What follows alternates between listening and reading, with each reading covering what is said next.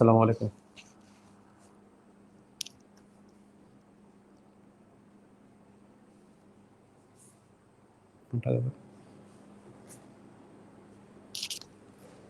আসবেন আর শুরু করব।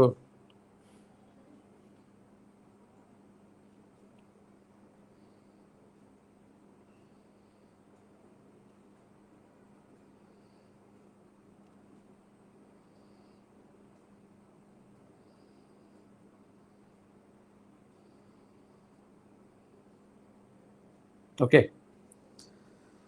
যাক আপনাদের জন্য যাদের নিকটে ভাইবা তাদের বেশ কয়েকটা টপিক খুব ইম্পর্ট্যান্ট।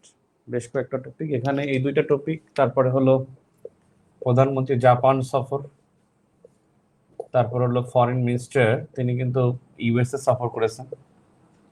ফরেন মিনিস্টার ইউএসএ সফর, রাষ্ট্রপতির খুঁটিনাটি সবকিছু জানা, যে রাষ্ট্রপতি নির্বাচন কিভাবে হয়, রাষ্ট্রপতি সামথিং একবার এভরিথিং রাষ্ট্রপতি সম্পর্কিত, বিশেষ করে চতুর্থ অধ্যায় সংবিধানের, এই চতুর্থ অধ্যায়টা ভালো করে দেখতে হবে।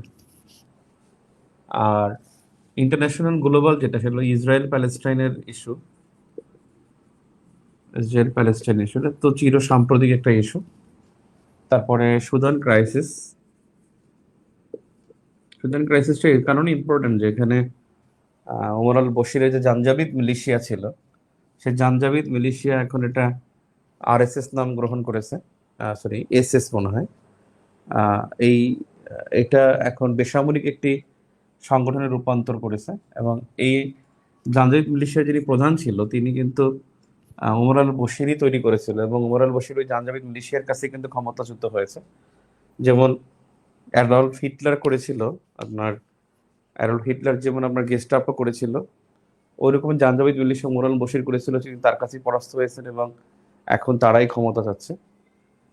তো Sudan crisis, Israel Palestine issue, রাষ্ট্রপতি, এবং হলো চায়না ইউক্রেন ইস্যু, মানে চায়না ইউক্রেন তারা কিন্তু দুজন ফোনালাপ, এটা গতিবিধি পরিবর্তন করে দিতে পারে। আর এই কয়েকটা ইস্যু দেখে যেতে হবে, মানে দেখবেন আমি আজকে উপরে দুইটা আলোচনা করব। তো ইন্দো প্যাসিফিক আউটলুক এবং এসিএমপি আমি জাস্ট আলোচনা করি, তারপর টুকটাক লেখাই দেবো। গত 24 এপ্রিল আমাদের ফরেন মিনিস্ট্রি অফ মোফা, অর্থাৎ মিনিস্ট্রি অফ ফরেন অ্যাফেয়ার্স, এবং 25 এপ্রিল আমাদের যেটা হলো এনবিআর, তারা এসিএমপি কার্যকরের ঘোষণা দিয়েছে। এসিএমপি মানে হলো agreement agreement on the use of Chittagong and Chattogram and Mongla port, Chittagong and Mongla port for movement of for movement of goods to and goods to and from India,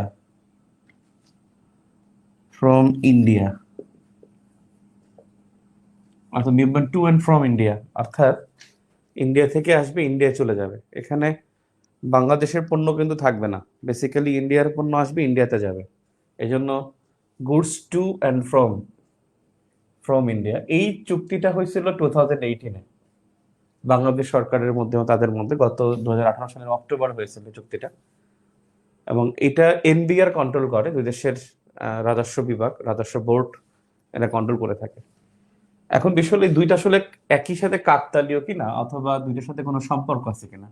খুবই গভীর একটা কূটনীতি এখানে কিন্তু পরিলক্ষিত হয়। আপনাদের পার্টিসিপেশন খুবই পুয়ার। এই 8-9 জন নিয়ে কি ক্লাস নেবে? তো গুরুত্বপূর্ণ ক্লাস, মাত্র 8-9 জন। আপনারা পারলে একটু মেনশন দেন, যারা ক্লাস আপনার পরিচিত আছে তাদেরকে ক্লাস করতে বলেন। লাইভে এত কম হলে তো ক্লাস নিতে ভালো লাগে না, একটু বেশি হইতে হয়, বেশি হলে ভালো লাগে আর কি। একেবারে পুয়ার। তো যাই হোক, এখানে বিষয়টা কাকতালীয় কিনা, অথবা বিষয়টার সাথে গভীর কোনো ডিপ্লোমেসি রিলেশন আছে কিনা, এখানে যারা বিভিন্নভাবে বিভিন্ন জন দেখতে পারে। একজন দেখবে যে ভারতের কাছে চট্টগ্রামে মোংলা পোর্ট দিয়ে দিল, এটা আসলে ভারতে খুশি করানো, কারণ সামনে ইলেকশন। এবং 2018 সালে ইলেকশনের আগেও তারা এই চুক্তিটা করেছিল, আর এই ইলেকশনের আগে তারা কার্যকর করলো। দ্যাট মিনস এটার মধ্যে কোনো কোনো রাজনীতি তারা খুঁজে পেতে পারে। আবার যারা ডিপ্লোমেসি মানে ডিপ্লোম্যাটিক যারা ওয়েতে চিন্তা করবে, তারা চিন্তা করবে যে না, ইন্দো প্যাসিফিক আউটলুক ঘোষণা করেছে, ইন্দো প্যাসিফিক স্ট্র্যাটেজি যেটা হলো ইউএস এর একটা কনসেপ্ট, এবং ইন্দো প্যাসিফিক অঞ্চলে তাদের এই কনসেপ্টের উপর বাংলাদেশে প্রেশার দেওয়া হচ্ছে তাদের সাথে ইনভলভ হওয়ার জন্য। এবং ইনভলভ হলে আসলে আমাদের লাভ লস আছে কিনা, লাভ লস ফ্যাক্ট, এবং একই সাথে এদের সাথে যদি আমরা মানে এখানে একটা শূন্যতা আছে, একটা শূন্যতা যে বড় একটা শূন্যতা যে আমাদের ইন্দো প্যাসিফিক অঞ্চলে বা আমাদের বঙ্গোপসাগরীয় অঞ্চলে আমাদের কোনো কোনো পরিকল্পনা ঘোষণা করা হয়নি। এটা করা খুব জরুরি ছিল, এবং আমাদের যে জিও পলিটিক্যাল একটা ইম্পর্টেন্স, এই শূন্যতাটা পূরণ করার জন্য আমাদের এই আউটলুক ঘোষণাটা খুবই তাৎপর্যমণ্ডিত একটা সিদ্ধান্ত হয়েছে। অ্যাট দ্য সেম টাইম এটা কিন্তু একটা মানে একটা প্রেশারও একটা বিষয়, কারণ বাংলাদেশের যদি বলেন ডিপ্লোম্যাটিক ক্রাইসিসের মধ্যে নাম্বার ওয়ান ক্রাইসিস হলো রোহিঙ্গা ক্রাইসিস। এই রোহিঙ্গা রিপেট্রিয়েশন করার জন্য আমাদের আসলে এরকম একটা সিদ্ধান্ত নেওয়া দরকারও ছিল। এখন বাংলাদেশ যখনই একই সাথে ইন্দো প্যাসিফিক আউটলুক ঘোষণা করলো, এবং এর মধ্যে কি আছে সেটা আমরা দেখতেছি, এবং একই সাথে তার পরের দিন ভারতকে এত আমরা সুবিধা দিল, এটা কিন্তু ইন্ডিয়াকে চাপে ফেলবে যথেষ্ট, মানে চায়নাকে চাপে ফেলবে। কারণ চায়নার রোহিঙ্গা প্রত্যাবাসনের জন্য মানে আমাদের সবচেয়ে বড় বাধা হলো মানে যে বড় বাধা হলো যে বিগ ফাইভ বা P5 বা পার্মানেন্ট ফাইভের মধ্যে ইন্ডিয়া, চায়না এবং রাশিয়া। তো তাদের মধ্যে চায়নাকে প্রেসারে ফেলানোর জন্য এটা একটা ভালো সিদ্ধান্ত হতে পারে। এখন আপনার কাছে বিভিন্ন জন বিভিন্ন কমেন্ট করবে, এবং আপনার আশেপাশে যে টেবিলের আশেপাশে যারা আছে বা আপনার রুমের পাশে যে আছে, সেও যে বলবে যে আহ, আসলে ভারতকে এরকমের একটা সুবিধা দেওয়া ঠিক হয়নি। আসলে আমি আমি চিন্তা করি যে আসলে দেয়া ঠিক হয়নি। বেসিক্যালি এটা আমি আমার ডিপ্লোমেসি, এবং আপনি যদি ইফ ইউ আর ডিপ্লোম্যাটিক বা ডিপ্লোম্যাট, ইফ মানে if you are diplomat or if your thinking is diplomatic way, then you should say that যে এই সুযোগটা আমাদের আরো কয়েক বছর আগে দেওয়া উচিত ছিল ইন্ডিয়াকে, আরো 1 দশক 2 দশক আগে দেওয়া উচিত ছিল। কারণ ইন্ডিয়াকে যদি এই সুযোগটা দিই, ইন্ডিয়া আমাদের কিন্তু অভ্যস্ত হয়ে যাবে, এবং এট দ্য সেম টাইম আমরা কিন্তু এখান থেকে একটা ন্যায্য হিসাব পাবো। আপনি এখানে জানেন না যে আমরা কি পরিমাণ এখানে পাবো। আমি এখানে সুবিধাটা কি কি আমি বলে দিচ্ছি। সেটা হলো প্রথমত 300 টাকা নন জুডিশিয়াল স্ট্যাম্পে তারা একটা সিগনেচার করে আমাদের সাথে 24 ঘন্টা আগে আমাদের কাছ থেকে অনুমতি নেবে। 24 ঘন্টা আগে তারা আমাদের কাছে অনুমতি নেবে যে এই কোম্পানির বা এই কন্টেইনারে এই পণ্যটা যাবে, এই জায়গায় যাবে, এবং সেটা আমাদের কাস্টমস থেকে তারা এই অনুমতিটা নেবে। এবং তারা আমাদের প্রত্যেকটা যে খরচ হবে সেই খরচের 15% আমাদেরকে ভ্যাট দিবে। এছাড়া কি কি চার্জ দিবে? প্রথমত চার্জ হলো যে ডকুমেন্ট প্রসেসিং এর জন্য আমাদের টন প্রতি 30 টাকা দিবে। টন প্রতি 30 টাকা দিবে ডকুমেন্ট প্রসেসিং এর জন্য। টন প্রতি আমাদেরকে ট্রান্সশিপমেন্ট চার্জ দিবে 20 টাকা। টন প্রতি সিকিউরিটি চার্জ দিবে 100 টাকা। কন্টেইনার এসকোর্ট চার্জ এটা দিবে 85 টাকা। টন প্রতি প্রশাসনিক চার্জ দিবে 100 টাকা। কন্টেইনার মানে স্ক্যানিং করার জন্য সেখানে দিবে 254 টাকা। এবং আদার ইলেকট্রিক লকের একটা ফি দিবে, এবং হলো আমাদের ইলেকট্রিক লকের একটা ফি দিবে, সিল প্রদান করবে, সিলের একটা চার্জ দিবে, এবং সব খরচের উপরে 15% আমাদেরকে ভ্যাট দিবে। আলটিমেটলি কিন্তু এখান থেকে আমাদের একটা ন্যায্য কিছু হিস্সা, অর্থাৎ বাণিজ্য হিস্সা যেটা বলে টেরিফ, বা আমাদের টেরিফ অথবা বলে ডিউটি, এটা কিন্তু আমরা এখান থেকে পাবো। তো এখানে আমাদের অনেক আগে এই সুযোগটা দেওয়া উচিত ছিল ইন্ডিয়াকে। এই সুযোগটা দিলে ইন্ডিয়ার তাদের ব্যালেন্সের ক্ষেত্রে, অর্থাৎ কলকাতা বন্দর থেকে চট্টগ্রাম পোর্ট এবং মোংলা পোর্টে যখন তারা পণ্য নিয়ে আসবে, এবং 16টি ট্রানজিট পয়েন্ট দিয়ে এটা যখন যাবে, অ্যাট দ্য সেম টাইম এটা কিন্তু আমরা এই চার্জটা কিন্তু আবার পোর্টেও নেব। আমাদের যে ল্যান্ড পোর্ট যেটা আছে, স্থল বন্দর থেকে ওখানে কিন্তু আবার সেম চার্জটা হবে। ওটার সাথে কিন্তু কোনো সম্পর্ক নাই যে আপনি এখান থেকে ইন্ডিয়া থেকে আপনি চট্টগ্রাম পোর্টে চার্জ দিয়েছেন, আপনি নেমে গেছেন, এখন আবার আখাউড়া পোর্টে আপনি ফি দিবেন না, এটা কিন্তু হবে না। ওখানে কিন্তু আপনাকে পোর্ট দিতে হবে, ওখানে কিন্তু আপনাকে আবার চার্জ দিতে হবে। সো এই চার্জগুলো যখন আমরা পাবো, এখন কলকাতা এত চার্জ দিয়ে ঢুকবে কেন? কলকাতা থেকে আমাদের বা ইন্ডিয়ার চেন্নাই বন্দর থেকে আমাদের এখানে আসবে কেন? এটার মূল কারণটা হলো যে তাদের যে 600 কিলোমিটার, যে তাদের যে পরিমাণ ফুয়েল কস্টিং হয়, যে পরিমাণ তাদের রাস্তা ব্যয় করতে হয়, সময় ব্যয় করতে হয়, সেটা তাদের করতে হবে না। এবং সেই জন্য তারা আমাদেরকে বেশি চার্জ দিয়েও তারা ওখানে ঢুকবে। বিশেষ করে তাদের অন্ততপক্ষে সময়ের একটা সাশ্রয় হবে। 16টা ট্রানজিট পয়েন্ট দিয়ে যখন যাবে, এবং আমার যখন এই চার্জটা আমি পাবো, আমি ল্যান্ডপোর্ট থেকে যখন আবার চার্জ পাবো, তখন ইন্ডিয়া আমাদের কাছ থেকে একটা অভ্যস্ততা তৈরি হবে। এবং আমাদের প্রতি একটু নির্ভরশীলতা তৈরি হবে। এবং অ্যাট দ্য সেম টাইম আমরা যদি নির্ভরশীলতা না হয়, তাহলে কিন্তু আপনি আপনার যে রাস্তা থাকে, ঘরের পাশে যে রাস্তা, ওখানে আপনি কাটা কখন দেন? যেখান থেকে সবাই লোকজন যায়, আমি কাটা দিচ্ছি, এখন ঘুরে যাবে। দ্যাট মিনস আপনি আগে যাওয়ার পথটা তৈরি করেন, দেন কাটা দেন। আপনার সাথে আজকে যদি ইন্ডিয়ার সাথে আপনার যদি এই ওয়েটা থাকে, যে সবসময় যদি থাকে, আপনি ইন্ডিয়ার সাথে আপনার অনেক কিছু নিয়ে আলোচনা করার জন্য আপনার কিন্তু ট্রাম্প কার্ড, যে আপনি এটাকে স্টপ করতে পারবেন। দেন বলবেন যে হ্যাঁ, তুমি আমাকে ফারাক্কার পানি দিচ্ছ না, আমি তোমাকে পোর্ট ব্যবহার করতে দেবো না, আমি পোর্টে অন্যান্য শর্ত আরোপ করব। এবং এখানে কিন্তু একটা কথা আছে, শর্তগুলোর মধ্যে একটা বিষয় আছে যে আম, 5 বছরের জন্য একটা লাইসেন্স থাকবে, যারা যারা আসবে সেই লাইসেন্সের একটা ফি থাকবে। তারপরে হলো বাংলাদেশ কাস্টমসের কাছ থেকে তারা নিষিদ্ধ পণ্য কি তার তালিকা নেবে, নিষিদ্ধ পণ্য এখানে আমদানি করা যাবে না। 24 ঘন্টার মধ্যে তাদেরকে জানাতে হবে যে কি পরিমাণ তাদের আম, কি পরিমাণ তাদের কন্টেইনার লাগবে, বা কি পরিমাণ তাদের মানে পোর্টে তাদের জায়গা লাগবে, সেটা তাদের জানাতে হবে। এখন এট দ্য সেম টাইম এই গ্লোবাল ওয়ার্ল্ডে আপনি কেউ আটকাতে পারবেন না। আপনি যদি ভারতকে আটকাতে চান, আপনিও আটকা পড়বেন। সো গ্লোবাল ওয়ার্ল্ডে আপনি আটকানো যাবে না, এটাকে ওপেন করে দিয়ে তারপর তার কাছ থেকে আমার ইন্টারেস্ট নিয়ে আমি টেবিলে আমি আলোচনা করতে পারবো। আমি এখানে অভ্যস্ততা তৈরি করতে পারলে তার একটা বাজেট থাকবে, সে কস্টিং একটা বাজেট তার কিন্তু বছরের শুরুতে করে ফেলে। যখনই সে বছরের মাঝামাঝি দেখবে যে না বাংলাদেশ আমাদেরকে এরা দিচ্ছে না, তখন আমার অন্য কিছু নিয়ে আলোচনা করার সুযোগ থাকবে। আপনি দেখেন, আপনার কাছে ইন্ডিয়া কিন্তু একটা জায়গায় একটা একটা জায়গা আপনার কাছে চায়, সেটা হলো আপনার কাছে ট্রানজিট বা ট্রান্সশিপমেন্ট চায়। এছাড়া ইন্ডিয়া কিন্তু আপনার কাছে কিচ্ছু চায় না। আর 2 নম্বর যদি বলতে পারেন, সেটা হলো মিলিটারি ইনসার্জেন্সি এবং মিলিটারি, যেটাকে মিলিট্যান্ট অর্থাৎ জঙ্গিবাদের একটা তাদের আশঙ্কা। এই দুইটা ছাড়া কিন্তু ইন্ডিয়া আপনার কাছে কোনো ক্ষেত্রে ধরা না, আপনার কাছে কোনো ক্ষেত্রে ধরা না। আপনি বলেন যে আমি প্রচুর আমদানি করি, আমি আমার আমদানি 15% ইন্ডিয়া থেকে আসে, ইন্ডিয়া ডোন্ট কেয়ার, কারণ ইন্ডিয়া আপনি যা আমদানি করেন সেটা ইন্ডিয়ার কাছে খুবই কম। এটা ইন্ডিয়ার কাছে খুবই কম। আপনি এমন না যে আপনি ওখানে রপ্তানি করে আপনি ইন্ডিয়ার বাজার দখল করে ফেলছেন, আপনার পণ্য ছাড়া ইন্ডিয়া চলতে পারবে না। এটা কিন্তু ইন্ডিয়ার এটা তাদের হেডেক না। আপনার কাছে হেডেক হলো যে আপনার কাছে ট্রানজিটটা যেন পায়। আপনার হিলি থেকে মহেন্দ্রগঞ্জের যে মহাসড়ক 80 কিলোমিটারের, হিলি বন্দর থেকে মেঘালয়ের মহেন্দ্রগঞ্জ পর্যন্ত, ওই যে মাথাটা, বাংলাদেশের যে মাথাটা, এই এই মাথাটায় এখানে আমাদের কাছে তারা চাচ্ছে যে এই এই জায়গাটা, এখানে চাচ্ছে যে তারা এই 82 কিলোমিটার তারা চাচ্ছে হিলি থেকে মহেন্দ্রগঞ্জ পর্যন্ত মহাসড়ক, তারা চাচ্ছে আমার কাছে পোর্ট ব্যবহার। আমি তাকে সবই করব। এবং আমাদের কিন্তু সবচেয়ে স্পর্শকাতর জায়গা এটা, স্পর্শকাতর বাংলাদেশের ক্ষেত্রে দুইটা স্পর্শকাতর জায়গা, মানে বাংলাদেশের সিকিউরিটির জন্য, ভৌগোলিকভাবে সিকিউরিটির জন্য, ইনসিকিউরিটির জন্য দুইটা জায়গা, একটা হলো হিলি থেকে মহেন্দ্রগঞ্জ, আর একটা হলো ফেনী নদীর ওই যে ফেনীর ওই জায়গাটা। ওই দুইটা জায়গা যদি আপনার ছিঁড়ে ফেলে, তাহলে কিন্তু আপনার বাংলাদেশ আলাদা হয়ে যায়, এখান থেকে এটা আলাদা হওয়ার সুযোগ আছে। এই জন্য কিন্তু এরা এখানে একটা ক্যান্টনমেন্ট, এখানে একটা ক্যান্টনমেন্ট, বাংলাদেশে কিন্তু এখানে দুইটা ক্যান্টনমেন্ট, কারণ এটা খুবই সেন্সিটিভ একটা জায়গা। এবং দেখবেন ফেনীর পরে মিরসরাইতে কিন্তু ক্যান্টনমেন্ট আছে, আবার ফেনীর এখানে ক্যান্টনমেন্ট, কুমিল্লা ক্যান্টনমেন্ট। তার মানে ওখানেও কিন্তু আমাদের একটা মানে সিকিউরিটির জন্য একটা খুব মানে রিস্কি জায়গা। তো যাও, এখন আপনার সিকিউরিটি থাকবে, আপনার সবকিছু থাকবে, কিন্তু আপনি এখান থেকে ওদের কাছ থেকে আপনি এই সুবিধাগুলো নিতে পারবেন। আরেকটা বিষয় হলো আপনার কিন্তু বন্ধ সক্ষমতা বাড়বে। আপনার খুব রিসেন্টলির মধ্যে মানে রিসেন্ট ফিউচারে আপনার কিন্তু মহেশখালী যে মাতারবাড়ি পোর্ট, এটা চালু হয়ে যাবে। অ্যাট দ্য সেম টাইম আপনার কিন্তু মোংলা পোর্ট চালু হয়ে যাবে। তখন আপনার সক্ষমতা বাড়বে, সক্ষমতা বাড়লে কি হবে, আপনার প্রতি তাদের নির্ভরশীলতা আরো বাড়ার সুযোগ আছে। এবং এইটার কারণে কি হবে, চায়না একটা প্রেসারে থাকবে। এবং এইটা খুবই গুড একটা ডিসিশন হয়েছে। আপনাকে যখন ভাইবা জিজ্ঞেস করবে যে বোর্ডে যে এই সিদ্ধান্তটা কি হয়েছে, আপনি বলুন যে খুব ভালো সিদ্ধান্ত, তবে আমাদের ন্যায্য হিসেবে আমাদের আদায় করতে হবে, প্লাস হলো একই সাথে আমরা যদি ওদের অভ্যস্ততা তৈরি করতে পারি, তাহলে ফিউচারে আমরা ওদেরকে নিয়ে আলোচনা করার মতো একটা সুযোগ তৈরি হবে। তো মানে ও আমার কাছে যখন একটা অভ্যস্ততা তৈরি হবে বা আমার কাছ থেকে সুযোগটা পাবে, আমি ওর সাথে আলোচনা করতে পারবো।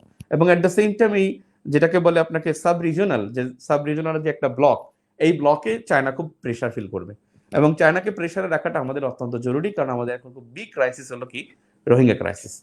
এটা এটা আমাদের জরুরি। এখন আপনাকে প্রশ্ন করবে যে আমাদের সক্ষমতা আছে কিনা, আপনি বলবেন আমাদের যে সক্ষমতা আছে সেটা দিন দিন আমরা ইমপ্রুভ করতেছি। আমাদের যে বন্দর সক্ষমতা, আমরা একসময় 100তম ছিলাম, এখন আমরা 60-র উপরে 57তম। আমাদের বন্দর সক্ষমতা আমরা কিন্তু 57তম। তার মানে 100 থেকে 57তে আসছে, আমরা খুবই আমরা এখানে ইমপ্রুভ করতেছি। এবং খুবই রিসেন্ট ফিউচারে আমরা আরো দুইটা পোর্ট যখন চালু হবে, আমাদের মংলা পোর্ট এবং সরি পায়রা পোর্ট এবং হলো মাতারবাড়ি পোর্ট যখন চালু হবে, তখন আমাদের সক্ষমতাটা আরো বাড়বে। এবং এখানে আমি কি কি পাবো সেটা একটু লিখে নিই, যে আমার এখানে কি কি শর্ত থাকবে এসিএমপিতে? নাম্বার 1, 300 টাকার জুডিশিয়াল স্ট্যাম্পে জুডিশিয়াল স্ট্যাম্পে 300 টাকার জুডিশিয়াল স্ট্যাম্পে ডিউটি পরিশোধের চুক্তি করতে হবে এনবিআর এর সাথে। নাম্বার 2, 5 বছর মেয়াদি লাইসেন্স গ্রহণ করতে হবে ওই যেটাকে বলে C&Fদের, কস্ট অ্যান্ড ফ্রাইটের সাথে যারা জড়িত তাদের এই 5 বছর মেয়াদি লাইসেন্স করতে হবে। নাম্বার 3 হলো যে নিষিদ্ধ পণ্য, আইনে নিষিদ্ধ পণ্য পরিবহন করা যাবে না। এখন একটা বিষয়, আর খুব ইন্টারেস্টিং বিষয় যে আসলে আমাদের লাভ কি? আপনি বলবেন আমি চার্জ পাবো, এটা সেটা, এটা গতানুগতিক সবাই বলবে আমি এখানে ডিউটি পাবো, আমি এখানে ভ্যাট পাবো, আমি এখানে লাইসেন্স ফি পাবো, এখানে আমি কস্ট অ্যান্ড ফাইন ফি পাবো, আমি এখানে স্ক্রিনিং কস্ট পাবো, এখান থেকে আমি ফি পাবো। যারা খুব চালাক তারা কিন্তু আর দুইটা জিনিস বলবে। একটা জিনিস বলবে যে দেখেন এখানে আমরা লজিস্টিক সাপোর্ট পাবো। লজিস্টিক সাপোর্টটা কি? দেখেন লজিস্টিক সাপোর্টটা হলো যে ওরা কি জাহাজে পণ্য আসবে, ওরা কি ট্রাক নিয়ে আসবে? ট্রাক নিয়ে আসবে না। তার মানে ট্রাকটা কার? বাংলাদেশের ট্রাক, তারা কিন্তু এই পরিবহন কষ্টটা পাবে, বাংলাদেশের ট্রাক পাবে। নাম্বার 2 কি? নাম্বার 2 হলো এখানে যে লোড এবং আনলোড করতে যে লেবার লাগবে, সেই লেবারটা কিন্তু ওরা নিয়ে আসবে না। এই লেবারটা কিন্তু আমাদের এখান থেকে নিতে, আমাদের বাংলাদেশি লেবার ফোর্স এখানে কাজ করবে। তারপরে দেখেন এখানে কিন্তু আপনার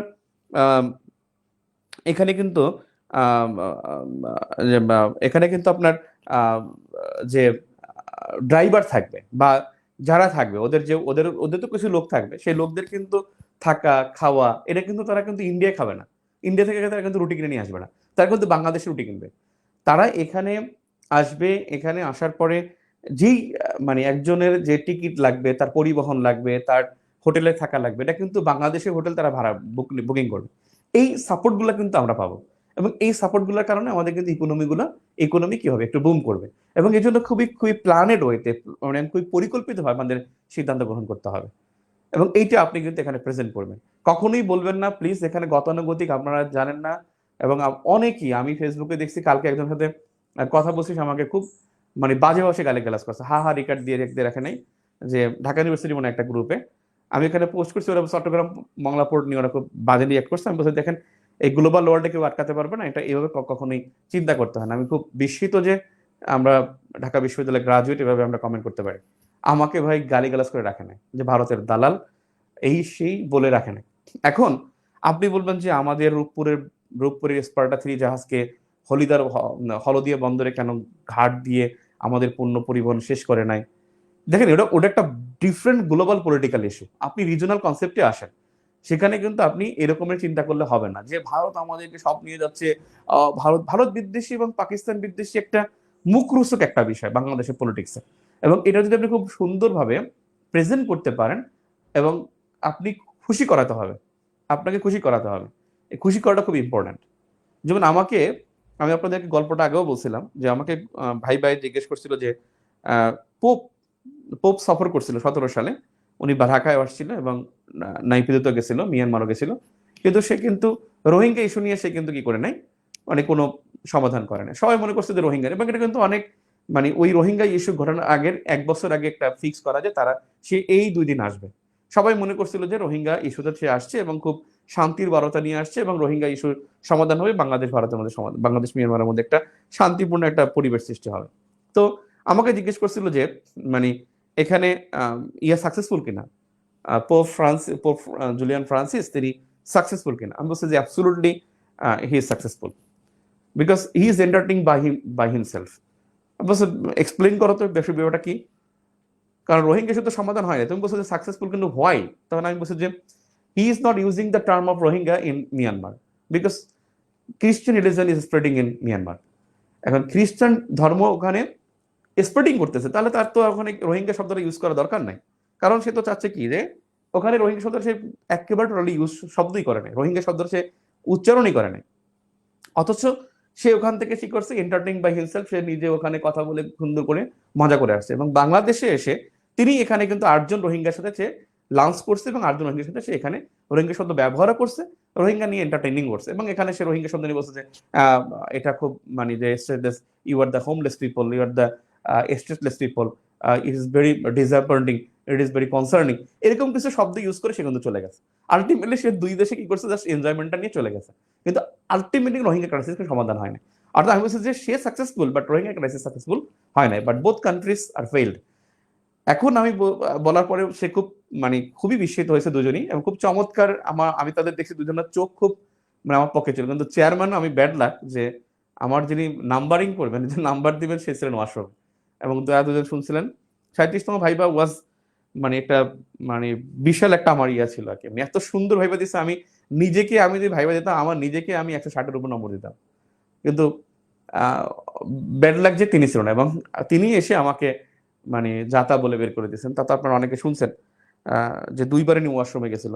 এখন বিষয় হচ্ছে যে আপনি এটাকে বুঝাতে হবে যে আসলে এটা এসিএমপি এই যে 2018-এ যেটা হয়েছে, এটা কার্যকর করাটা খুবই যৌক্তিক হয়েছে, এবং এটাই গ্লোবাল ওয়ার্ল্ডে অত্যন্ত জরুরি ছিল, এবং এটা আমাদের ওদেরকে ইউজ টু করতে হবে।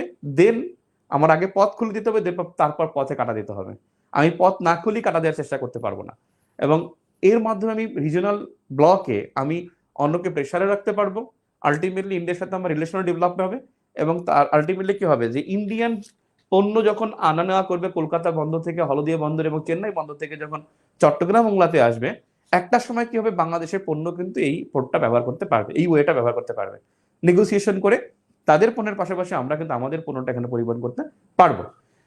তো এই সুযোগটা তৈরি হবে, এবং সেখানে আপনি এখানে অনেকগুলো লজিক দিবেন যে আমি এখানে ডিউটি পাবো, আমি এখানে ডাবল ডিউটি পাবো, 16টা ট্রানজিট পয়েন্ট থেকে আমি 16টা স্থল বন্দর থেকে আমি ডিউটি ক্যারি করতে পারবো, আমি আমার ট্রাকের মাধ্যমে আনলোড করতে পারবো, আমার লেবার ফোর্স এখানে কাজ করতে পারবে, আমি এখান থেকে লেবার ফোর্সের মাধ্যমে এখান থেকে আমি আয় করতে পারবো। অর্থাৎ পুরো লজিস্টিক সাপোর্টটা আমি এখন পাবো। আরেকটা বিষয় আপনি এখানে মনে করবেন যে একটা সময় এমন হতে পারে যে ইন্ডিয়া এবং চায়না বিশ্বের মধ্যে শীর্ষ দুটি জনবহুল দেশ, এবং বিশ্বের মধ্যে সবচেয়ে বৃহত্তম বাজার অঞ্চলে বাংলাদেশ অবস্থিত। পৃথিবীর বৃহত্তম বাজার অঞ্চল, যে এখানে 390 কোটি মানুষ বসবাস করে, 390 crore পিপল। 390 কোটি থেকে 400 কোটি মানুষ এই 4টা দেশে বসবাস করে, বিসিআইএম এ, বাংলাদেশ, চায়না, ইন্ডিয়া, মায়ানমারে। এবং এই পৃথিবীর সবচেয়ে বৃহত্তম বৃহত্তম এবং পৃথিবীর মানে অর্ধ জনগোষ্ঠীর মানে মানে 50% জনসংখ্যার এই একটা মিডল ক্লাসের বাংলাদেশ, এবং তারা এই ভূমিকে যদি কাজে লাগাতে না পারে, এটা কখনই এটা কিন্তু ঠিক হবে না। এই ভূমিটাকে কিন্তু কাজে লাগাতে হবে, এবং এই কাজে লাগানোর জন্য কিন্তু আমরা এই সিকিউরিটি, আমার ন্যায্য হিস্সা, এভরিথিং ঠিক রেখে আমার এখানে এই চট্টগ্রাম এবং মোংলা পোর্টকে আমি সাপোর্ট করি। আপনাকে কিন্তু এটা নিয়ে খুব পেঁচাবে, এবং আপনি খুব স্ট্রেইট এবং খুবই অ্যাবসলিউটলি পজিটিভ আনসার দিবেন, এবং তাকে বোঝানোর জন্য যা যা দরকার তা কিন্তু আপনি এখানে বলবেন। তো এখানে বিষয় যে নিষিদ্ধ পণ্য পরিবহন করা যাবে না, আইনে নিষিদ্ধ পণ্য পরিবহন করা যাবে না, এটা একটা শর্ত। আর চার্জগুলো কি কি হবে, আমি ইন্দো প্যাসিফিক আউটলুকে আসতেছি, এটা একটু শেষ করে দেই। আমার আলোচনার মাধ্যমে আশা করি বুঝতে পারছেন। চার্জ নাম্বার 1 হলো ডকুমেন্ট প্রসেসিং এর জন্য 30 টাকা, ডকুমেন্ট প্রসেসিং, এটা টন প্রতি বলছিলাম, আসলে টন প্রতি না, 30 টাকা। 2 নম্বরে হলো টন প্রতি ট্রান্সশিপমেন্ট চার্জ 20 টাকা, টন প্রতি ট্রান্সশিপমেন্ট চার্জ 20 টাকা। আপনারা ওই কনসেপ্টটা কিন্তু জানবেন, ট্রানজিট এবং ট্রান্সশিপমেন্ট কিন্তু আলাদা। ট্রানজিট অ্যান্ড ট্রান্সশিপমেন্ট দুইটা কিন্তু ভিন্ন জিনিস, আমি একটু পরে বুঝাবো। আর একটা করিডর, তিনটা ভিন্ন জিনিস। নাম্বার 3 হলো টন প্রতি সিকিউরিটি চার্জ 100 টাকা, সিকিউরিটি চার্জ 100 টাকা। Number 4 container escort charge, container escort charge, container escort charge হলো 85 টাকা। নাম্বার 5, টন প্রতি প্রশাসনিক চার্জ 100 টাকা। টন প্রতি প্রশাসনিক চার্জ 100 টাকা। Number 6, container screening charge. Container screening charge 254 টাকা। এছাড়াও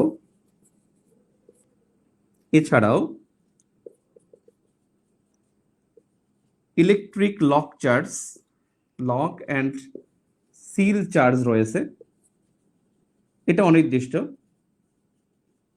এই চার্জটা আমি পাবো। এবং 16টি ট্রানজিট পয়েন্ট দিয়ে এই পণ্য মানে পাস হতে পারবে।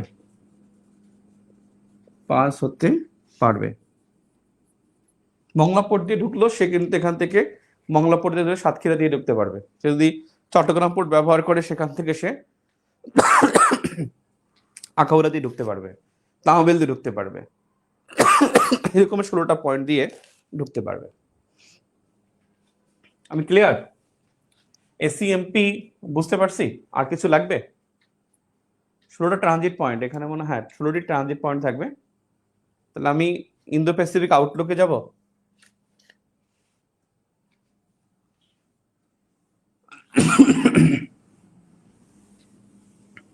পঁচিশ এপ্রিল থেকে কিন্তু এটা এনবিআর চালু করছে, বাংলাদেশের customs department, national board of রেভিনিউর অধীনে।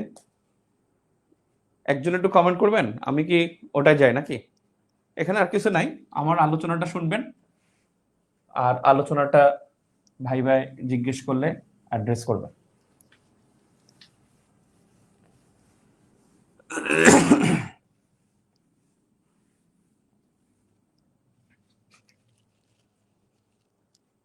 ক্লিয়ার? এখন দেখেন ইন্দো প্যাসিফিক আউটলুক, এটা আসলে খুবই দরকারি ছিল, এবং এটা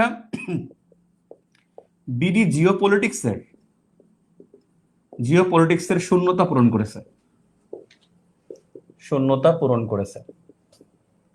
এবং আমাদের এখন যেটা ব্লু ইকোনমি, এই কনসেপ্টের জন্য এই ব্লু ইকোনমি, এখন এইজ অফ ব্লু ইকোনমি, অর্থাৎ ব্লু ইকোনমির অর্থনৈতিকভাবে ব্যবহার করার গুরুত্ব সবাই দিয়েছে, যে এখানে কাজে লাগালে, অর্থাৎ আমাদের যে টার্গেট, যে 2041 সালে আমাদের রপ্তানি আয় হবে $300 বিলিয়ন, এটা কিন্তু আমাদের টার্গেট। এবং যেটা অস্ট্রেলিয়ান একটা গবেষক প্রতিষ্ঠান বলছে, যে আমাদের এখন থেকে বছরে $330 বিলিয়ন আয় করা সম্ভব। $330 বিলিয়ন এটাকে কাজে লাগিয়ে আয় করা সম্ভব। এবং সেজন্য এই ইন্দো প্যাসিফিক আউটলুক, এটা ঘোষণা করাটা জরুরি ছিল। এখন প্রশ্ন করবে যে ইন্দো প্যাসিফিক আউটলুক আর ইন্দো প্যাসিফিক স্ট্র্যাটেজি দুইটা এক কিনা। ইন্দো প্যাসিফিক স্ট্র্যাটেজি এটা একটা কৌশল, যেটা হলো 4টা দেশের FOIP স্ট্র্যাটেজির অন্তর্ভুক্ত। FOIP মানে হলো free and open Indo Pacific strategy. এই FOIP স্ট্র্যাটেজির মধ্যে যে দেশগুলো আছে, ইউএসএ, ইন্ডিয়া, অস্ট্রেলিয়া এবং হলো জাপান। দেখেন, এট দ্য সেম টাইম এই FOIP স্ট্র্যাটেজি থেকে বাংলাদেশকে বলা হয়েছে যে আইপিএস, যেটাকে নাম দিয়েছি ইন্দো প্যাসিফিক স্ট্র্যাটেজি, এই FOIP স্ট্র্যাটেজি থেকে আইপিএস নাম এটা নিয়ে আসছে, যেটা এই ট্রাম্প এরায় তখন বলা হয়েছে যে আইপিএস এ বাংলাদেশকে যুক্ত হতে। তো বাংলাদেশকে এখানে 2020 সাল থেকে আমাদেরকে বিভিন্নভাবে অ্যাড্রেস করা হয়েছে, যে 20 সাল থেকে যে আমরা যেন এর সাথে অন্তর্ভুক্ত হই, করোনা পিরিয়ডের সময়, কোভিড পিরিয়ডের। এবং আপনারা দেখছেন পত্রিকা আসছে কিন্তু, যে আমাদেরকে $25,000 কোটি আমাদের কোভিড টিকা যুক্তরাষ্ট্র আমাদেরকে কমে দিয়েছে। আপনাদের মনে পড়ে কিনা যে চায়না তার যে সিনোফার্মা টিকা, এই চায়না তাদের সিনোফার্মা টিকা কিন্তু সবচেয়ে কম রেটে বাংলাদেশকে দিয়েছিল। 2021 সালের কথা মনে পড়ে কিনা? যে এখানে আমাদের $10 মাত্র $10 নিচে, অর্থাৎ $7 থেকে $9 বা $10 আমাদের এখানে টিকা দিয়েছিল। আপনাদের মনে আছে যে রোজিনা ইসলাম নামে একজন প্রথম আলো সাংবাদিক, তিনি এই তথ্যটা ফাঁস করেছিলেন, এবং এই ফাঁস করে আমাদের কিন্তু ন্যাশনাল সিকিউরিটির একটা বড় থ্রেট ছিলেন। রোজিনা ইসলামের পক্ষেও সবাই ছিল, আমি রোজিনা ইসলামের বিপক্ষে ছিলাম।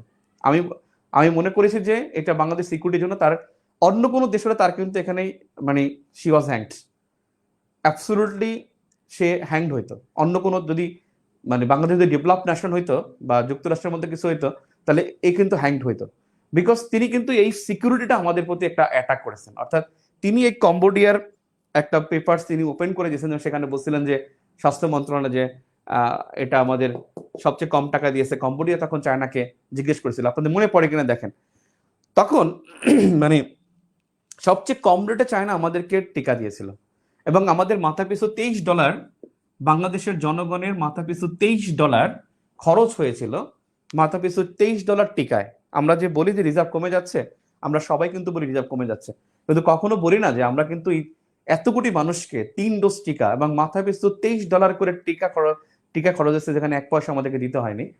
সো এটা কিন্তু আমরা কখনো বলি না। তো যাই হোক, এখন চায়না আমাদেরকে কম দামে, সবচেয়ে কম দামে আমাদেরকে টিকা দিয়েছে, এবং যুক্তরাষ্ট্র কিন্তু আজকে পত্রিকা কিন্তু আসছে, আমি ওই নিউজটা শেয়ার করছি কিনা আমার এমনি আমার শেয়ার করা আছে, মানে আমার পার্সোনাল যে গ্রুপ সেখানে শেয়ার করা আছে যে $25,000 খুব সম্ভবত এখানে যুক্তরাষ্ট্র আমাদেরকে কিন্তু টিকার টাকা নেয়নি, এখন মকুব করে দিয়েছে আগে। এখন বিষয় হলো যে অ্যাট দ্য সেম টাইম ফিরিয়ে আমরা ওপেন এই ফয়েপে বাংলাদেশকে যেতে বলে, অ্যাট দ্য সেম টাইম আমাদেরকে বিআরআই তারা বলছে এখানে আমাদেরকে তাদের প্রজেক্টগুলো গ্রহণ করার জন্য। আমরা বিআরআই এর মধ্যে আছি, বিআরআই কিন্তু আমরা কিন্তু নাই তা না, আমরা কিন্তু বিআরআই বেল্ট অ্যান্ড রোড ইনিশিয়েটিভের মধ্যে আমরা আছি। এখন আমাদের আসলে একটা দরকার ছিল, যে আমাদের নিজস্বতার একটা দরকার ছিল, সেই নিজস্বতা হলো 24 এপ্রিল বাংলাদেশের ফরেন মিনিস্ট্রি সংবাদ সম্মেলনের মাধ্যমে তারা ইন্দো প্যাসিফিক আউটলুক শব্দটা ব্যবহার করেছে, তারা কিন্তু স্ট্র্যাটেজি শব্দটা ব্যবহার করে না। অর্থাৎ ইন্দো প্যাসিফিক দৃষ্টিভঙ্গি অথবা এখানে একটা ইনক্লুসিভ একটা তারা কিন্তু লক্ষ্য ঘোষণা করেছে। এখানে তারা 15টা অভীষ্ট ঠিক করেছে, 4টা লক্ষ্য ঠিক করছে।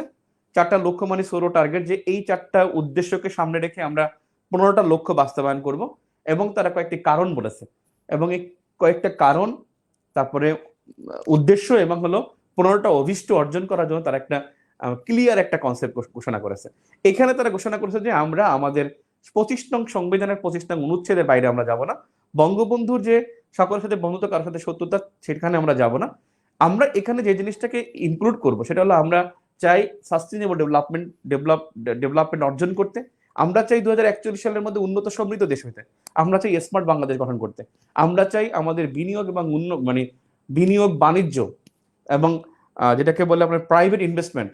তারপরে হলো আমাদের এখানে যে আরেকটা শব্দ ইউজ করছে খুব চমৎকার, তারপরে বলছে যে আমাদের সার্চ অ্যান্ড রেস্কিউ কার্যক্রম পরিচালনা করতে। এইগুলো করে আমরা চাই যে এসডিজি 14 নম্বর যে লক্ষ্যমাত্রা আছে সাগর মহাসাগরের ব্যবহার এবং এগুলোকে এবং জলবায়ু পরিবর্তন মোকাবেলা, এই সবকিছু মিলিয়ে আমরা চাই ইন্দো প্যাসিফিক অঞ্চলের মধ্যে একটি আইডল হতে। এবং সে বলছে যে এশীয় প্রশান্ত মহাসাগর অঞ্চলের যে দেশগুলো আছে কমপক্ষে 53 নেশনস, এই 53টি দেশের মধ্যে আমরা একটা মানে মডেল একটা মানে আইডল একটা কান্ট্রি হতে চাই। এবং সে আইডল কান্ট্রি হওয়ার জন্য বাংলাদেশের উচিত হবে এই বিষয়গুলো বাংলাদেশকে নজর দিবে। বাংলাদেশ এই অঞ্চলের মধ্যে নারীর ক্ষমতা সমুদ্র নিয়ে কথা বলছে, নারীর ক্ষমতার কিন্তু অ্যাড্রেস করছে, খাদ্য নিরাপত্তার কথা বলছে, এখানে শান্তি ও নিরাপত্তার কথা বলছে, এখানে জ্বালানি সরবরাহের কথা বলছে, ইনভেস্টমেন্টের কথা বলছে, বাণিজ্যের কথা বলছে, এখানে শিক্ষার কথা বলছে, শিশু অধিকার নিষিদ্ধ করার কথা বলছে। অর্থাৎ এই অঞ্চলে শুধুমাত্র সমুদ্র না, অর্থাৎ এই অঞ্চলের একটা মানে এশীয় প্যাসিফিক অঞ্চলের মধ্যে এখানে বাংলাদেশে কিভাবে regional sub regional sub block করে কিভাবে বাংলাদেশ এখানে মানে মানে তার সুবিধা অর্জন মানে তার লক্ষ্য অর্জন করতে পারে, সেই রকমের একটা তারা আউটলুক ঘোষণা করেছে। এইটা হলো ইন্দো প্যাসিফিক আউটলুক। এটা বলা হয়েছে যে এটা সামরিক নয়, এটি রাজনৈতিক এবং অর্থনৈতিক একটা বিষয়। তারা কিন্তু এক্সপ্লেন করে দিয়েছে এটি অর্থনৈতিক ও রাজনৈতিক সৌহার্দ্য এবং অর্থনৈতিক সমৃদ্ধি অর্জনের জন্য এই আউটলুকটা। এটা কিন্তু কোনো সামরিক উদ্দেশ্যে ঘোষণা করা হয়নি, এটা কিন্তু পারফরমেন্সটি তারা কিন্তু উল্লেখ করে দিয়েছে এবং বলছে যে আন্তর্জাতিক সমুদ্র আইন আনক্লোজ 1982 এবং আন্তর্জাতিক যত সনদ আছে প্রত্যেকটি সনদের প্রতি রেসপেক্ট রেখে বাংলাদেশ এই ইন্দো প্যাসিফিক আউটলুক অর্জন করতে চায়। এবং এটা খুবই ইমপ্রেসিভ এবং খুবই একটি যুগোপযোগী একটা মানে সিদ্ধান্ত নিয়েছে, এবং এই রকমের একটি ঘোষণা দরকার ছিল, কারণ বাংলাদেশের যে আসলেই জিও পলিটিক্যাল একটা ইম্পর্টেন্স আছে সেটা কিন্তু এখানে এক্সপ্লেন করা হয়েছে। আরেকটা বিষয় হলো যে আমাদের এখানে তেল গ্যাস, অয়েল অ্যান্ড গ্যাস এবং আমাদের সমুদ্র সীমা, এবং এখানে এটা বলা হয়েছে যে আমার সমুদ্র সীমায় কি ধরনের বিমান চলাচল করবে, অর্থাৎ বিমান চলাচলের যে আন্তর্জাতিক সীমা সেটিও আমরা এখানে অনুসরণ করতে হবে। অর্থাৎ এতদিন বাংলাদেশ যে মানে আপনারা জানেন যে বিমান আকাশ সীমা কিন্তু আপনার শুধু ভূমিতেই থাকে না, আকাশ সীমা কিন্তু সমুদ্রের 12 নটিক্যাল মাইল পর্যন্ত, অর্থাৎ টেরিটোরিয়াল সি পর্যন্ত, এখানে কিন্তু ওটার উপরে 100 মাইল পর্যন্ত এটা কিন্তু আকাশ সীমা। সেখানে বলছে আমরা বিমান চলাচল আইনও এখানে আমরা কিন্তু এখানে করব, অনুসরণ করব। তো আমি এখানে যে জিনিসটা বলতে চাই সেটা হলো যে এখানে বলা হয়েছে যে অর্থনৈতিক লক্ষ্য অর্জনের যতটুকু নিরাপত্তা উপাদান থাকা প্রয়োজন ততটুকু গুরুত্ব দিয়েছে বাংলাদেশ। সামরিক বিষয়াদির বিষয়ে কোনো ধরনের মন্তব্য করা হয়নি রূপরেখায়। বাংলাদেশ তার অর্থনৈতিক উন্নয়ন কৌশল তৈরির মাধ্যমে এলডিসির অবস্থা থেকে উন্নয়নশীল দেশের দিকে এগিয়ে যাচ্ছে। দেশটি একটি অর্থনৈতিক সাফল্য এবং সব উন্নয়ন সহযোগী উন্নয়নের গতিপথে অংশ নিতে খুবই আগ্রহী। এখন তাকে বলা হয়েছে যে আসলে ইন্দো প্যাসিফিক রূপরেখার লক্ষ্য কি। লক্ষ্য বলছে এখানে স্পেসিফিক তারা লক্ষ্য বলছে 4টা লক্ষ্য: আঞ্চলিক অর্থনৈতিক সহযোগিতা জোরদার করা, সামুদ্রিক বাণিজ্যের নিরাপত্তা নিশ্চিত করা, জলবায়ু পরিবর্তন মোকাবেলা, বিনিয়োগ সুযোগ এবং অন্যান্য দেশের সাথে নতুন কৌশলগত জোট প্রবর্তন করা। খুবই কৌশলগত জোট প্রবর্তন করা, এটা একটা খুবই মানে একটা যেটাকে বলে আপনাকে ভেগ বা অস্পষ্ট একটা দিয়েছে, মানে সবার একটা টেনশন করে ফেলছে, যেখানে বলছে যে অন্য দেশের সাথে নতুন কৌশলগত জোট প্রবর্তন করা, এটা হলো আসলে লক্ষ্য। এখানে আরো বলছে যে আমরা চাই যে বাংলাদেশ চায় যে আন্তর্জাতিক শৃঙ্খলা, ব্যবসা বাণিজ্যের স্বাধীনতা, সমৃদ্ধি এবং সব দেশের সার্বভৌম সমতা বজায় রাখার মাধ্যমে তার দৃষ্টিভঙ্গির লক্ষ্য একটি উন্মুক্ত, মুক্ত এবং ন্যায্য ইন্দো প্যাসিফিক অঞ্চলের লক্ষ্যকে এগিয়ে নিতে সহায়তা করা। অর্থাৎ বাংলাদেশের চায় যে আন্তর্জাতিক শৃঙ্খলা, ব্যবসা বাণিজ্যের স্বাধীনতা, সমৃদ্ধি এবং সব দেশের সার্বভৌম সমতা। সার্বভৌম সমতা একটা কনসেপ্ট আছে, কিন্তু আমি আসতেছি। সার্বভৌম সমতা বজায় রাখার মাধ্যমে তাদের দৃষ্টিভঙ্গির লক্ষ্যে একটি উন্মুক্ত, মুক্ত এবং ন্যায্য ইন্দো প্যাসিফিক অঞ্চলের লক্ষ্যকে এগিয়ে নিতে সহায়তা করা। এখন বিষয় হলো যে হোয়াট ইজ সার্বভৌম সমতা, বা হোয়াট ইজ মানে যেটাকে বলে আপনার যেটাকে বলে সার্বভৌম সমতা হলো মানে আরে জানি কি বলে কনসেপ্টটা, মানে সভারিন পাওয়ার, মানে সভারিন পাওয়ার, যেটা একটা হলো সভারিনটি আর একটা হলো সভারিন পাওয়ার। সভারিন সভারিন ইকুয়ালিটি বলেন বা সভারিন পাওয়ারই বলে। সার্বভৌম সমতাটা হলো এমন যে আসলে যে যার যত ক্ষমতাই থাকুক সে তার আন্তর্জাতিক আইনের ক্ষেত্রে সে সীমিত, তার পাওয়ার সীমিত। ইন্ডিয়াতে 140 কোটি মানুষ, তার মানে এই না যে সে ক্রিকেট খেলতে নামলে 40 জন নামবে, বাংলাদেশ 11 জন নামবে, এরকম না। কিন্তু সে ইন্ডিয়া খুবই পাওয়ারফুল কান্ট্রি, তারা ইকোনমির ক্ষেত্রে 5th largest economy, 4th largest biggest, তারা মানে মিলিটারি পাওয়ারফুল। কিন্তু তারা এই না যে ইন্ডিয়া মানে বাংলাদেশের সাথে যুদ্ধ হলে তারা আন্তর্জাতিক আইন লঙ্ঘন করে যুদ্ধ করবে, এটা কিন্তু কখনোই হবে না। অর্থাৎ তারা যত পাওয়ার থাকুক সেটা নির্দিষ্ট সীমিত, অর্থাৎ নির্দিষ্ট আইনের মাধ্যমে, নির্দিষ্ট আনুষ্ঠানিকতায়, নির্দিষ্ট বিধিবিধান সবকিছুতে সে রুলস অ্যান্ড প্রসিডিওরে বা রুলস লিগাল রাইটস এর ক্ষেত্রে সে সীমিত অধিকার ভোগ করবে। এটাকে বলে সার্বভৌম সমতা। অর্থাৎ তুমি যাই থাকুক তোমার এখানে তোমার ক্ষমতা আর আমার কথা সমান থাকবে। মানবাধিকার ইস্যু, তোমার এখানে শিশুর এক অধিকার, বাংলাদেশি শিশুর এক অধিকার নেভার, অর্থাৎ সবার শিশুর অধিকার কিন্তু সমান। তো এটাকে বল সার্বভৌম সমতা। তার মানে বাংলাদেশ এখানে এক্সপ্লেন করে দিয়েছে, মানে একবারে ক্লিয়ার করে দিয়েছে এখানে হবে একটি উন্মুক্ত, মুক্ত এবং ন্যায্য এই ইন্দো প্যাসিফিক অঞ্চলের এই লক্ষ্যটা বাস্তবায়ন করা। এখন যদি বলা হয় যে আসলে আপনাকে যে লক্ষ্যগুলো কি, আমরা একটু লক্ষ্যগুলো লিখে ফেলি, তারপর আমি কারণে যাচ্ছি।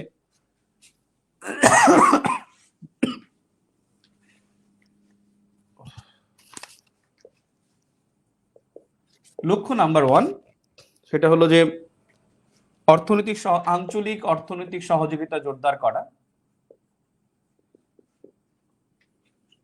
এটাকে লক্ষ্য না, উদ্দেশ্য বলা যায়, এইম। অর্থনৈতিক সহযোগিতা জোরদার করা। নাম্বার 2 সামুদ্রিক বাণিজ্যিক নিরাপত্তা নিশ্চিত করা। সামুদ্রিক বাণিজ্যিক নিরাপত্তা নিশ্চিত করা।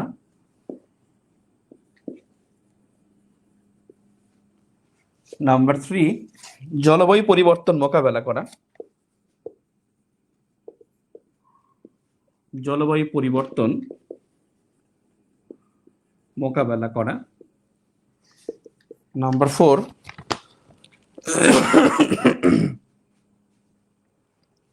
বিনিয়োগের সুযোগ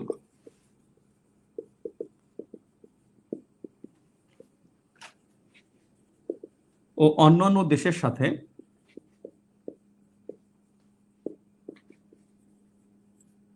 কৌশলগত জোট গঠন করা। কৌশলগত জোট গঠন করা।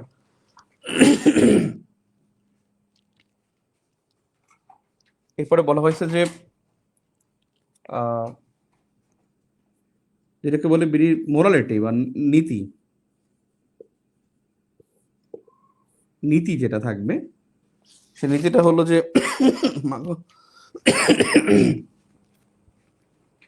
আন্তর্জাতিক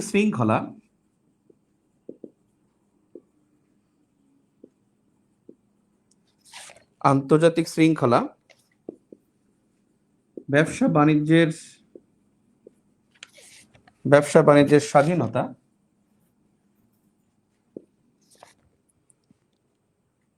স্বাধীনতা সমৃদ্ধি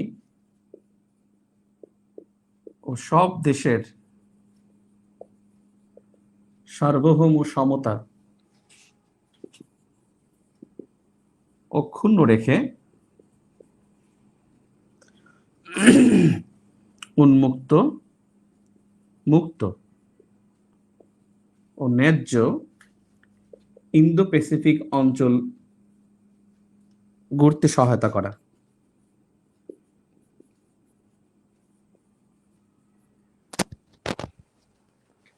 অঞ্চল গড়তে সহায়তা করা।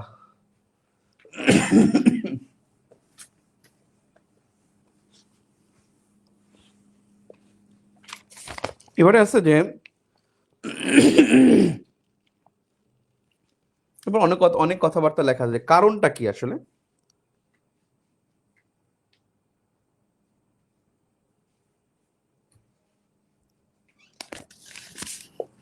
ঘোষণা করার কারণ কি? নাম্বার 1 হলো ভূ রাজনৈতিক শূন্যতা পূরণ করা। ভূ রাজনৈতিক শূন্যতা পূরণ করা। আঞ্চলিক স্থিতিশীলতা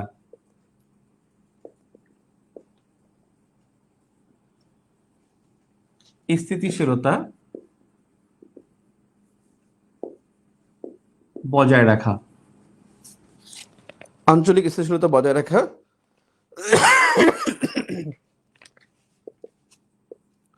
বাংলাদেশের দীর্ঘমেয়াদী অর্থনৈতিক সমৃদ্ধি অর্জন করা।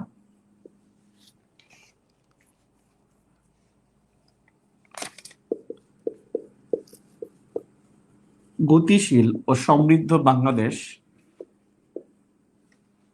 বাংলাদেশ প্রতিষ্ঠা। এই কয়েকটা কারণই আসলে এটা ঘোষণা করা হয়েছে। আর 4টি মৌলিক নীতিমালা, মৌলিক নীতিমালা 4টি।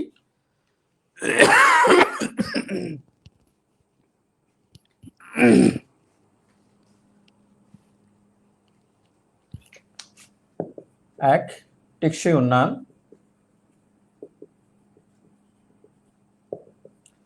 2,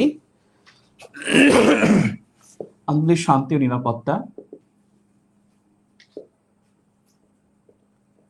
শান্তি ও নিরাপত্তা। 3, মানবিক কার্যক্রম।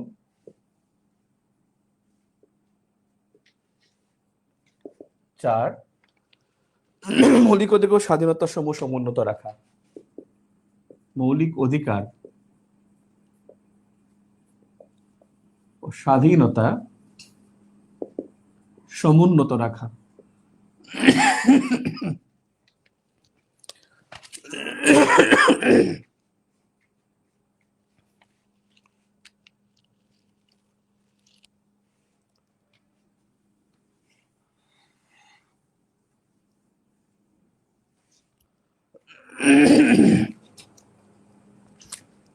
অভীষ্ট 15টি, এটা অনেক বড়। অভীষ্টটা আমি পোস্ট করবো না গ্রুপে, পিডিএফ বা পোস্ট করবো না, এরা বড় বড়, এক একটা বড় বড়। এখানে যা যা বলছে, প্রথমত ওদের শান্তি নিরাপত্তা সমৃদ্ধি অর্জন করার জন্য অংশীদারিত্বমূলক সহযোগিতামূলক সম্পর্ক রাখা, তারপরে হলো সমুদ্র জরুরি পরিস্থিতিতে দ্রুত সার্চ অ্যান্ড রেস্কিউ কার্যক্রম পরিচালনা করা সমুদ্রে, তারপর আছে 1982 সালের সমুদ্র আইন অনুসরণ করা, আন্তর্জাতিক নিরস্ত্রীকরণ, শান্তি রক্ষা, শান্তি বিনির্মাণ, সন্ত্রাস বিরোধী কার্যক্রমে অংশগ্রহণ করা, তারপর আছে আন্তর্দেশীয় সংগঠিত অপরাধসমূহ দমনে নীতি প্রণয়ন কাঠামো প্রণয়ন করা, মানে আন্তর্দেশীয় অপরাধ দমন করার জন্য জাতিসংঘে বাংলাদেশের প্রভৃতি শান্তি সংস্কৃতি যে এজেন্ডা বাস্তবায়ন, আন্তর্জাতিক পর্যায়ে নেতৃত্বস্থানীয় ভূমিকা সম্প্রসারণে নারী শান্তি ও নিরাপত্তা এজেন্ডার উপরে অব্যাহত আন্তর্জাতিক অঙ্গীকার বজায় রাখে এই অঞ্চলে আন্তধর্মীয় বা আন্তধর্মীয় বিরোধ মীমাংসা এবং আন্তধর্মীয় সম্প্রীতি রক্ষা করা, উন্মুক্ত স্বচ্ছ নিয়মভিত্তিক বহুপক্ষীয় ব্যবস্থার সমূহ সুসংহত করার মাধ্যমে অন্তর্ভুক্তিমূলক অর্থনৈতিক সমৃদ্ধি উন্নয়নের অধিকার এবং সকলের সার্বিক সমৃদ্ধির মাধ্যমে ইন্দো প্যাসিফিক অঞ্চলের সুষম টেকসই উন্নয়ন সাধিত করা, ভৌত প্রাতিষ্ঠানিক জ্বালানি ডিজিটাল মনুষ্য পর্যায়ে সংযুক্তির প্রসার, নিয়মতান্ত্রিক পদ্ধতিতে পণ্য পরিষেবা পুঁজি এবং জনগণের চলাচল সহজতর করা, যে কোনো ভবিষ্যৎ সংকট বিপর্যয়মূলক পরিস্থিতি সুষ্ঠুভাবে অর্থাৎ ভ্যালু চেইন করা, এই অঞ্চলের ভ্যালু চেইন ক্রিয়েট করা, তারপর হলো টেকসই উন্নয়নের অভিষ্ট 14 নম্বর অভিষ্ট বাস্তবায়নে কাজ করা, ইন্দো প্যাসিফিক অঞ্চলের খাদ্য নিরাপত্তা, জল সংহতি, দুর্যোগ ঝুঁকি প্রশমনে কাজ করা, জীববৈচিত্র্য হ্রাস, সামুদ্রিক দূষণ, জলবায়ু পরিবর্তন মোকাবেলা করা, সকলের জন্য জ্বালানি নিরাপত্তা নিশ্চিত করতে নবায়নযোগ্য জ্বালানি খাতে বিনিয়োগ ও প্রযুক্তি হস্তান্তর সহ বিভিন্ন ক্ষেত্রে ইন্দো প্যাসিফিক অঞ্চলের দেশগুলোর মধ্যে পারস্পরিক সহযোগিতা বৃদ্ধি করা, ভবিষ্যৎ অতিমারি মোকাবেলা সমন্বিত উদ্যোগ গ্রহণ, স্বাস্থ্য নিরাপত্তা জোরদারকরণ, আঞ্চলিক সহযোগিতা ক্ষেত্রে সম্প্রসারণ, বিজ্ঞান প্রযুক্তি গবেষণা উদ্ভাবন খাতে এই করা।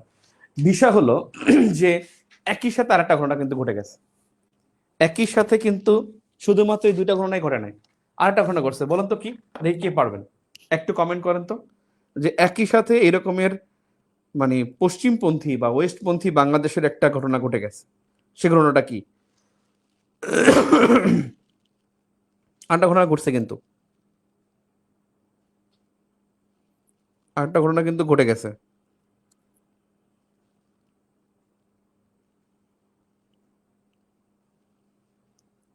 কারো কাছে কি খবর আছে কোনো? এই কয়েকদিনের মধ্যে ঘটনাটা ঘটছে, সেটা হলো যে মার্কিন একটা প্রতিষ্ঠানকে বাংলাদেশ কিন্তু তেল গ্যাস অনুসন্ধানের, গভীর সমুদ্রে তেল গ্যাস অনুসন্ধানের অনুমতি দিয়েছে, এবং এই প্রতিষ্ঠানকে যে দিয়েছে এটা কাকতালীয় কিনা না বা এটা একই সূত্রে গাথা কিনা। আপনি বলবেন যে বাংলাদেশ আসলে মানে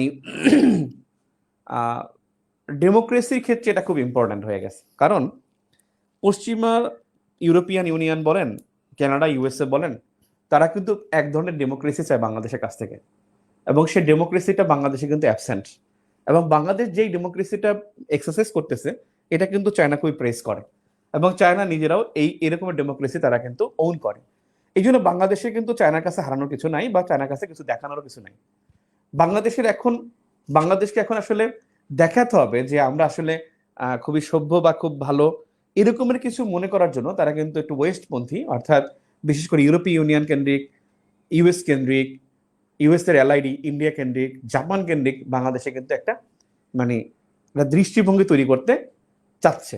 কারণ বাংলাদেশের যে ডেমোক্রেসি, এই ডেমোক্রেসিটাকে চায়না অটোমেটিক এটাকে খুবই পছন্দ করে, এবং এটাকে অপছন্দ করে তা না, এরকম ডেমোক্রেসি চায়নাও প্র্যাকটিস করে। সো এই জন্য ডেমোক্রেটিক কারণেও ইউএস এর দুইবার তারা গণতন্ত্র সম্মেলন হলো, আর একটা তৃতীয় হবে, সেখানে কিন্তু বাংলাদেশ দাওয়াত পায় না, দুইবার কিন্তু দাওয়াত পায় না, নেক্সট টাইম যেন ইনভাইটেশনটা পায়। এবং এটা হতে পারে একটা কারণ। আরেকটা হতে পারে যে বাংলাদেশ আসলে ইন্দো প্যাসিফিক যে স্ট্র্যাটেজি, এটার সাথে বাংলাদেশ ইনডিরেক্টলি ইনভলভ হতে চায়, এবং ইনডিরেক্টলি ইনভলভ হলে বাংলাদেশের লাভ কি, বাংলাদেশ হয়তো বা তারা Indo Pacific economic forum IPEF এখানে এবং আরসিইপিতে যাওয়ার জন্য বাংলাদেশের জন্য এই ইন্দো প্যাসিফিক আউটলুকটা জরুরি ছিল। বাংলাদেশ হয়তো এই আউটলুকটা প্রকাশ করার মাধ্যমে বাংলাদেশ হয়তো ইন্দো প্যাসিফিক অঞ্চলে যে আনুষ্ঠানিকতাগুলো আছে, বাংলাদেশ ইন্ডিয়া ওশান ডিম অ্যাসোসিয়েশনের মধ্যে, ইউরার মধ্যে বাংলাদেশ কিন্তু অন্তর্ভুক্ত, বাংলাদেশ আসিয়ান রিজনাল ফোরামের অন্তর্ভুক্ত, কিন্তু বাংলাদেশে খুব ব্যাডলি দুটা জিনিস দরকার। একটা হলো আপনার একটা হলো আরসিইপি এবং আইপিএফ, এখানে বাংলাদেশ ইনভলভ হলে বাংলাদেশ কিছুটা লাভবান হতে পারে। এবং সেক্ষেত্রে এখানে যাওয়ার জন্য বাংলাদেশের এর আগে ইন্দো প্যাসিফিক অঞ্চলের ইম্পর্টেন্স দেখিয়ে এবং এখানে বাংলাদেশের জন্য একটা গুরুত্বপূর্ণ একটি অংশ হতে পারে, এবং এই অঞ্চলে যে বাংলাদেশ অর্থনীতি, রাজনীতি, বাংলাদেশের মানে খাদ্য, জ্বালানি, তারপরে মৌলিক অধিকার, মানবাধিকার, এসব ক্ষেত্রে বাংলাদেশ যে এক্সারসাইজ করতে পারে বা বাংলাদেশ ভালো একজন প্রতিযোগী বা সহযোগী হতে পারে, সেটা বাংলাদেশের অ্যাড্রেস কিন্তু এই ইন্দো প্যাসিফিক আউটলুকের মাধ্যমে প্রকাশ করেছে। এখন বাংলাদেশ চীনের কোনো প্রতিষ্ঠানকে দিল না। গ্যাসপ্রোমের সাথে চুক্তি ছিল 2011 সালে চুক্তি ছিল, গ্যাসপ্রোম বাংলাদেশের সমভূমির মধ্যে তেল গ্যাস উত্তোলন করবে। সেই চুক্তিও তারা কিন্তু আমলে নেয়নি, কিন্তু তারা কিন্তু মার্কিন যে কোম্পানি, কি জানি মার্কিন কোম্পানি যেটা নাম হলো এক্সোনো মোবিল, এই এক্সোনো মোবিলের কাছে তার প্রস্তাব দিয়েছে, যে গ্যাস অনুসন্ধানের প্রস্তাব দিয়েছে, এটা কিন্তু কমপক্ষে 15টি গ্যাস ব্লকের, পেট্রো বাংলা 15টি গ্যাস ব্লকের প্রস্তাব দিয়েছে। 15টি গ্যাস ব্লকে তেল গ্যাস উত্তোলন করার জন্য বা অনুসন্ধান করার জন্য তারা কিন্তু এই এক্সো মোবিল যুক্তরাষ্ট্রের একটা কোম্পানি, সেখানে কিন্তু প্রস্তাব দিয়েছে।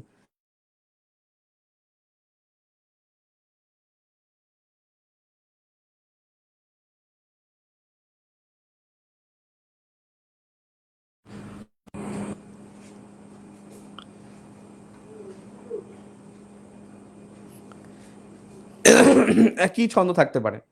এখন আপনাকে যদি প্রশ্ন করে, ভাইয়া প্রশ্ন করলো যে বাংলাদেশ আসলে কোনটা মানে চুজ করতে পারে, বাংলাদেশে বিআরআই বা আইপিএস কোন দিকে ঝুঁকতে পারে, আপনি বলবেন যে বাংলাদেশ কৌশলগতভাবে এবং রোহিঙ্গা সমস্যা সমাধান করার জন্য চীনকে চাপে ফেলানোর জন্য একটা কূটনৈতিক পদক্ষেপ হিসেবে তারা কিন্তু এই পদক্ষেপটা গ্রহণ করতে পারে। আপনি এখানে ইলেকশনও আনবেন না, এখানে আপনি ডেমোক্রেসির কথাও আনবেন না, এটা আনা ঠিক হবে না। ডেমোক্রেসি এবং ইলেকশন এই দুইটা শব্দ কিন্তু আপনি আনবেন না। আপনি বলবেন যে চীনকে চাপে ফেলানোর জন্য, চাপে রাখার জন্য এবং রোহিঙ্গা সমস্যা সমাধানটা করার জন্য এটা বাংলাদেশের একটি প্রস্তাব। এছাড়াও বাংলাদেশে কিন্তু বাংলাদেশের সবচেয়ে বেশি ঋণ দেয় কিন্তু বিশ্বব্যাংক।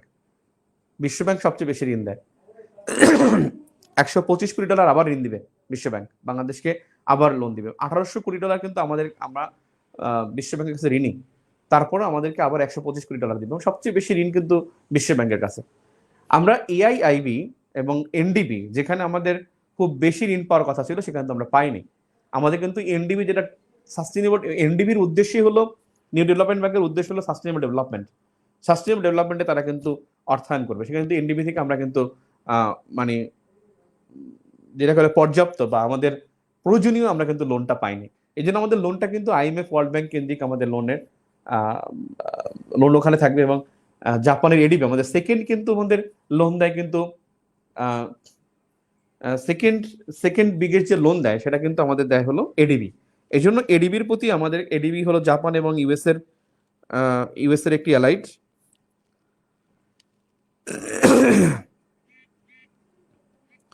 ইউএস এর একটা অ্যালাইড, সেটা হলো যে এডিবির সবচেয়ে বেশি অর্থায়ন করে এখানে জাপান, সেকেন্ড হলো ইউএসএ 17% আর 16 পয়েন্ট সামথিং 8% হলো এডিবিতে তাদের অবদান। তো সেক্ষেত্রে আমাদের কিন্তু এখানে মানে সেক্ষেত্রে আমাদের পশ্চিমা দিকে একটু ঝুঁকতে হবে, এবং চীনের যে চেকবুক ডিপ্লোমেসি, এখান থেকে বের হয়ে আসতে হবে। চীনের চেকবুক ডিপ্লোমেসি, এটা বের হয়ে আসার জন্য আমাদের ওয়েস্টপন্থী এখন চিন্তা করতে হবে।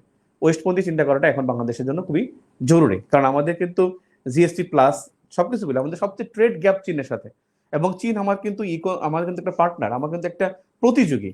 এবং চীন একটা কৃষিভিত্তিক অর্থনীতি, আমরা কৃষিভিত্তিক অর্থনীতি, গার্মেন্টসে আমাদের প্রতিযোগী। তারপরে হলো মানে চীনের ওভার পপুলেটেড, আমরা ওভার পপুলেটেড, তাদের সাথে আমাদের কিন্তু ভৌগোলিক মানে তাদের মধ্যে আমাদের কিন্তু ইকোনমিক এবং পলিটিক্যাল কিন্তু একটা কি আছে, একটা মিল আছে। তো সেক্ষেত্রে বা মিল আছে বা প্রতিযোগিতা আছে, সেজন্য আমাদের একটু পশ্চিমপন্থী আমাদের চিন্তা করাটা অত্যন্ত জরুরি। এই মুহূর্তে। লুকিশ ডিপ্লোমেসি আমাদের এই মুহূর্তে জাপান ছাড়া আমাদের লুকিশ ডিপ্লোমেসিতে মানে আমাদের বিগ পার্ট কেউ নেই। আর একটা বিষয় হলো যে আমরা যে বিগ বি প্ল্যান ঘোষণা করেছে সেখানে কিন্তু জাপান আমাদের গুরুত্বপূর্ণ একটা পার্ট। তারপরে হলো যে জাতিসংঘে এখন কিন্তু মানে জাতিসংঘে জাপান অস্থায়ী সদস্য, জাপান বাংলাদেশের হয়ে এখানে প্রস্তাব দিবে এবং এখানে জাপান এবং দুবাই সংযুক্ত আরব আমিরাত তারা কিন্তু ইসের সদস্য মানে নিরাপত্তা পরিষদের অস্থায়ী মেম্বার এবং তারা ইতিমধ্যে মানে তাদের মাধ্যমে যুক্তরাজ্যকে রাজি করাইয়ে রোহিঙ্গা বিরোধী একটা প্রস্তাব জাতিসংঘে পাশ করানো গেছে। 12-0 ভোটে এটা পাশ হয়েছে এবং প্রস্তাবটাই মানে প্রস্তাব উঠানোর আগেই পাশ হয়ে গেছে নিরাপত্তা পরিষদে মিয়ানমার বিরোধী, এই যে গত ডিসেম্বর মাসের 21 ডিসেম্বর 2022 তারিখে। তো এই সব সম্পূর্ণ বিষয়গুলো যদি পর্যালোচনা করা যায় তাহলে দেখা যায় যে আমাদের এখন জিএসপি প্লাস দরকার, আমাদের ইউরোপিয়ানকে দরকার। ইউরোপিয়ান আমাদের সবচেয়ে বেশি এখানে আমাদের এখন মানে সেকেন্ড বিগেস্ট আমাদের গার্মেন্টস এক্সপোর্ট হয়। আমরা ইউরোপিয়ানের আমরা গার্মেন্টস রপ্তানিতে আমরা দ্বিতীয় এবং পণ্য সংখ্যায় মানে গার্মেন্টসের সংখ্যা কিন্তু ইউরোপিয়ানে আমরা কিন্তু প্রথম। যুক্তরাষ্ট্রে আমাদের প্রবৃদ্ধিতে আমরা প্রথম পোশাক রপ্তানির, ইউরোপিয়ানের পোশাক রপ্তানির প্রবৃদ্ধিতে আমরা প্রথম। তো সেক্ষেত্রে আমাদের এখন এই প্রতিযোগিতায় যে চীনের পরেই আমরা যুক্তরাষ্ট্রে থাকি, আমরা ইউরোপিয়ান আমরা চীনের পরে থাকি। তো চীন আমাদের প্রতিযোগী হতে পারে কিন্তু চীন আমাদের খুব একটা সহযোগী হবে তা না। তো সেক্ষেত্রে আমাদের এখন পশ্চিমা প্রতি বা লুক ওয়েস্ট ডিপ্লোমেসিতে আমাদের চোখ দেওয়া জরুরি। এক্ষেত্রে আইপিএস এরই একটা অংশ হতে পারে যে ইন্দো প্যাসিফিক আউটলুক ঘোষণা করা, তারপরে হলো এসিএমপি কার্যকর করা, তারপরে হলো কি যুক্তরাষ্ট্রের অক্সিনোমোবিল এই প্রতিষ্ঠানকে 15টি তেল গ্যাস অনুসন্ধানের জন্য প্রস্তাব দেন। তো এই হলো বিষয়। আবার দেখা হবে ইনশাল্লাহ আগামীকালকে 10:30 দেখে আসবো ইনশাল্লাহ।